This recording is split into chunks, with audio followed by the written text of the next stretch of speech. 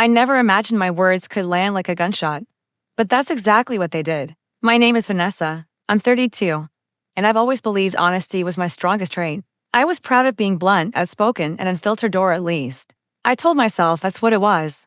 Daniel and I had been married for 6 years. And I truly thought we were solid. He was steady and patient. The kind of man who let me take the lead. Who smiled when I teased him and laughed when I pushed things just a little too far. I didn't realize how much I relied on that patience until it was gone. That night started like any other.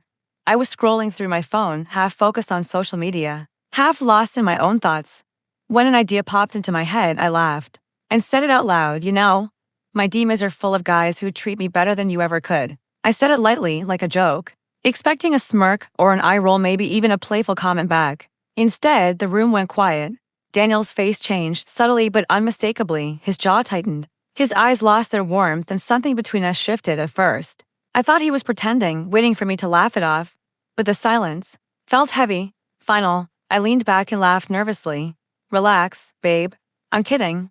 He didn't smile. He didn't move. He just looked at me with a calm that unsettled me. The living room suddenly felt colder, emptier. I tried again, softer. This time. Come on, you're the only one I want. He shook his head slowly. Vanessa? He said evenly. Do you even hear what you just said? I brushed it off, laughing again. Of course I do. Don't be dramatic. I reached for his hand, but he pulled away gently, deliberately. That's when the unease set in. He walked into the kitchen, poured a glass of water, and avoided my eyes. I followed him, my heart racing. You're overreacting, I said. He turned to me, calm but firm. This isn't about tonight. It's years of feeling small while you remind me you have options. My chest tightened. In that moment, I finally saw it, how all my jokes had stacked up over time. I tried to explain, to apologize, but he raised his hand. Don't, he said quietly. I can't keep doing this. I laughed again, disbelief creeping in. You're leaving over a joke? He shook his head. No. I'm leaving because I stopped feeling valued a long time ago. The certainty in his voice hurt more than anger ever could. I followed him into the bedroom, desperate for something, an argument, a crack, anything that meant this wasn't real. Daniel, please, I whispered, we can talk, we can fix this. I love you. He didn't hesitate. Love isn't enough without respect. He grabbed his coat, his wallet, his keys, and headed for the door.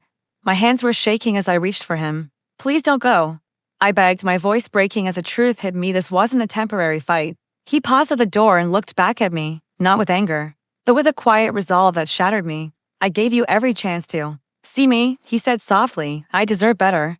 Then he left. The apartment felt hollow, like it exhaled after he walked out. I sat on the couch, phone in my hands, scrolling through messages that suddenly meant nothing. All those DMs I joked about felt empty now. The days after were unbearable. I called, I texted, I apologized. I tried to explain. His replies were short, distant, sometimes non-existent. Every unanswered message felt like another door closing. Slowly, I started remembering the things I never thanked him for, the coffee he made every morning, the birthdays he never forgot, the way he supported me quietly when I messed up. I realized I had treated his love like a certainty instead of a gift. Looking through old photos, smiling at moments that now hurt to remember, I finally understood how deep the damage went.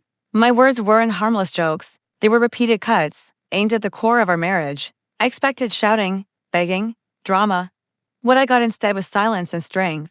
Daniel chose himself, and now I'm alone, staring at a phone that no longer connects me to the man who loved me. Realizing that honesty without kindness can destroy everything you thought was unbreakable.